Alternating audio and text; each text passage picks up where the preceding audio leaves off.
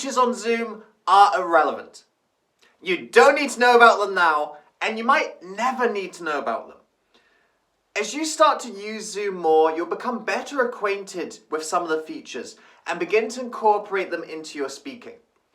But, like most things, if you try and do all of it at once, you're just going to get overwhelmed and, of course, not do any of it at all.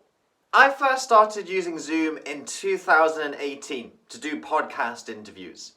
And I thought it was a really useful platform for doing one-to-one conversations. To be honest though, I never really saw its capability for doing group sessions of speaking to a large audience at a time. And more for me. Because of course, along came the pandemic and suddenly that's what we were all using Zoom for. And although I'd been on the platform for a couple of years, I was very much starting from zero, just as everyone else was, in terms of using it as a mass group communication platform. And I had to learn quickly over those first couple months of the pandemic, realizing the capability that it had for running seminars, workshops, and addressing large groups of people at a time. And most importantly, people being open and receptive to being in a virtual space as opposed to a physical one. And over the last, 15 months or so now that we've been in the pandemic lockdown, I've been picking up little ideas and little tricks on Zoom, week by week, month by month.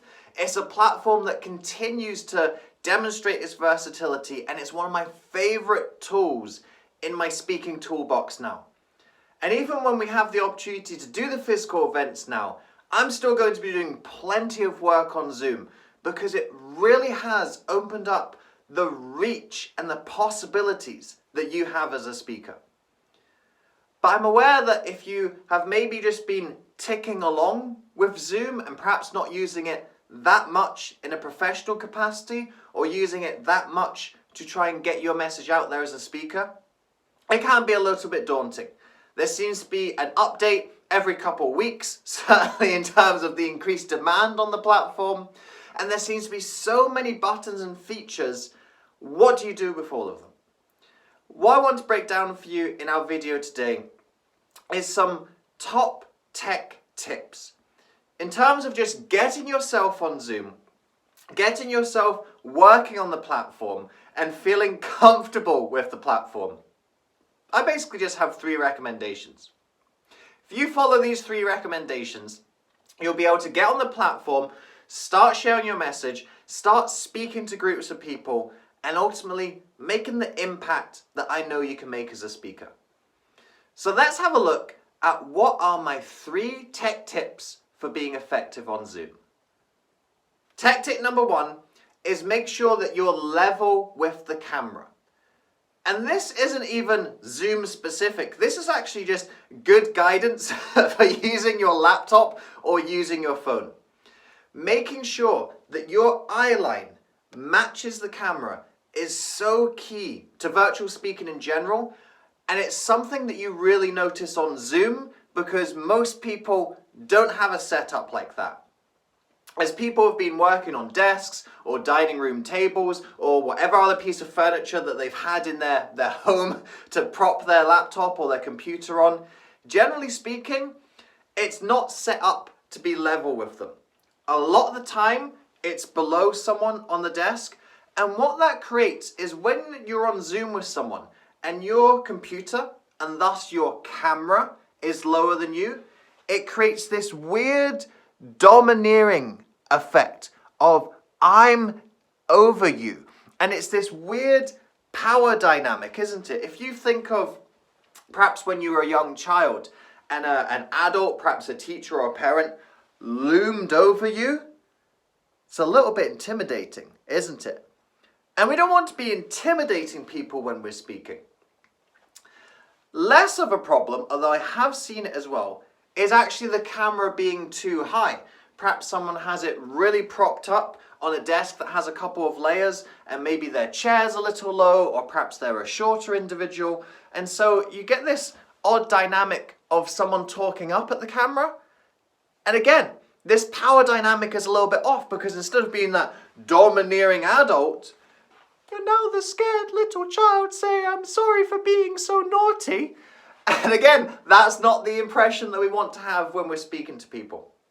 So top tech tip, I wonder how many times I'm going to stutter that in this video, is to have your camera level, and it creates that feeling of a person talking to you on an equal playing field.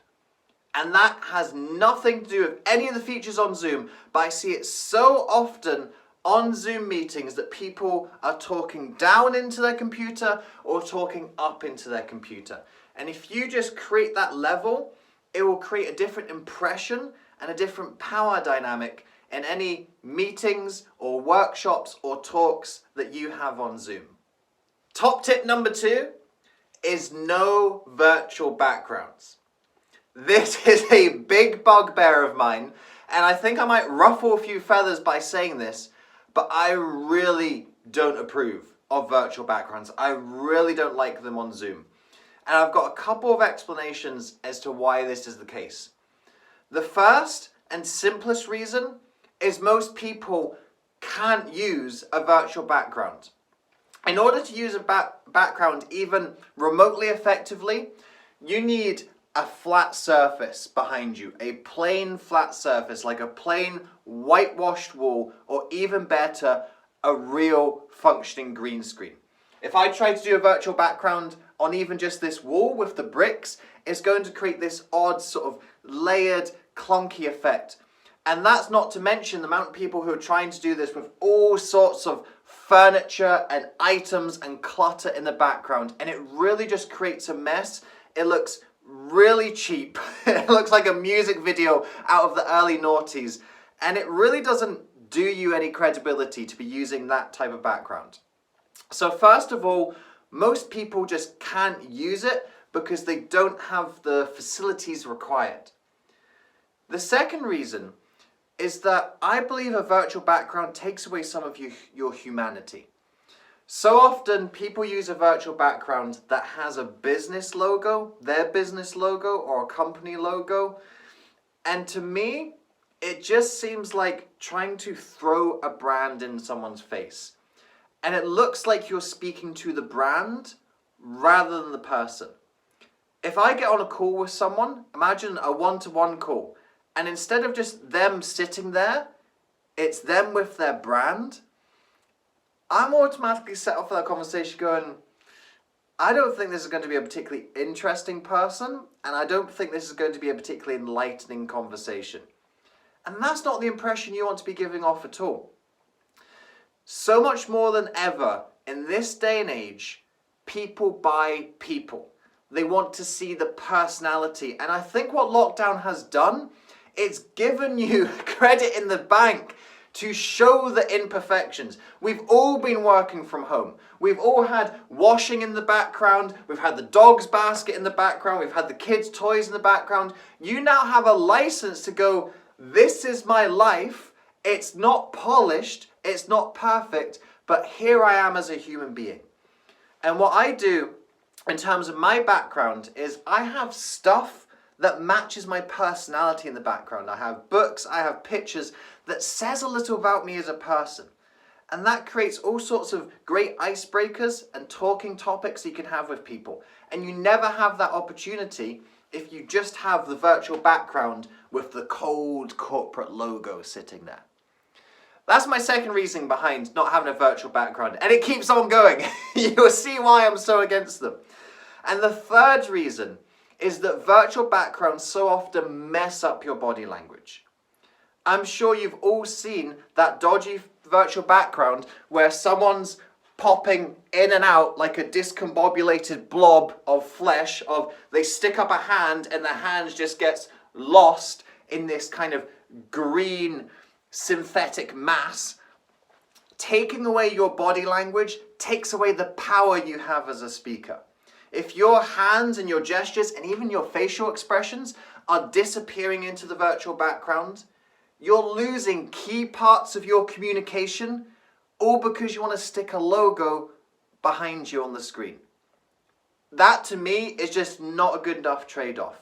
When you don't have that virtual background, people can see your body language. They can see your gestures, your facial expressions, any props that you bring onto screen to emphasize a message. That's what people connect with.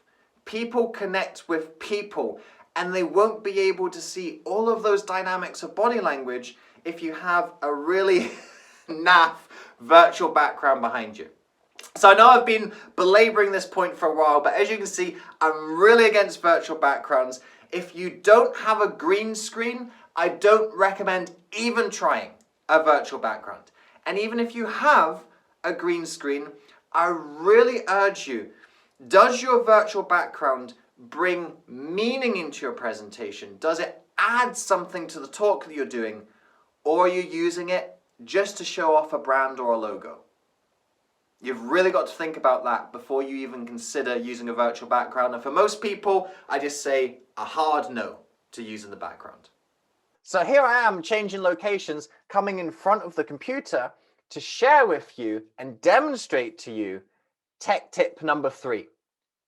This is the recording feature.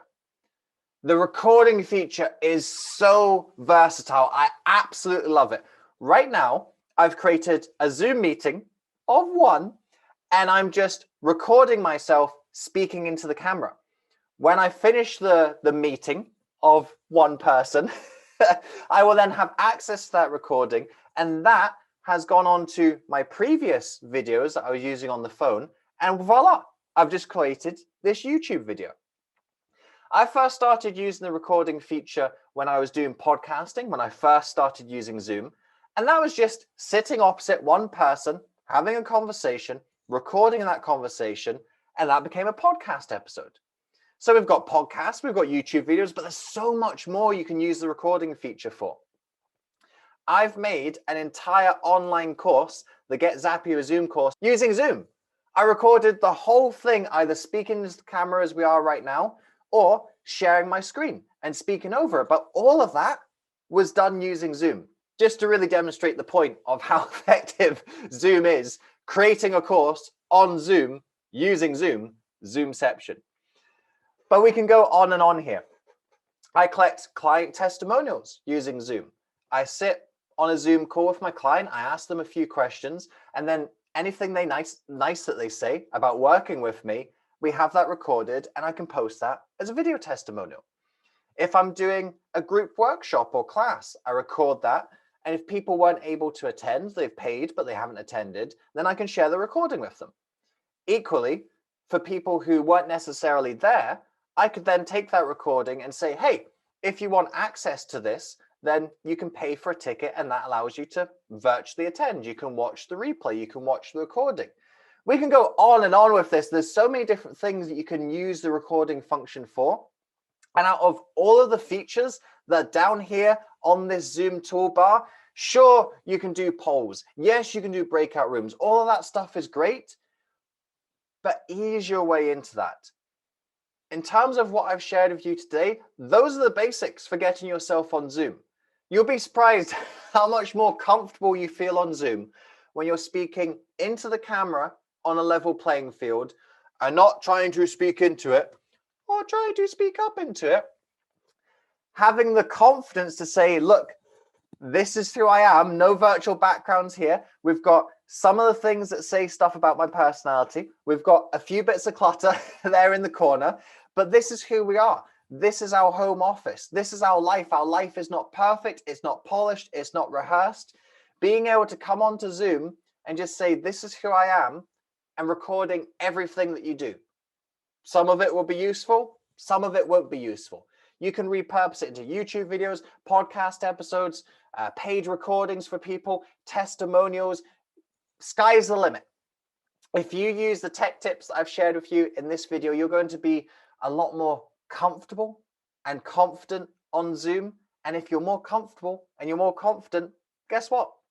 You're going to be more engaging and people are going to watch you a lot more. So I think I've demonstrated pretty well the versatility of Zoom in this video today. My question to you is, how can you start using Zoom more effectively?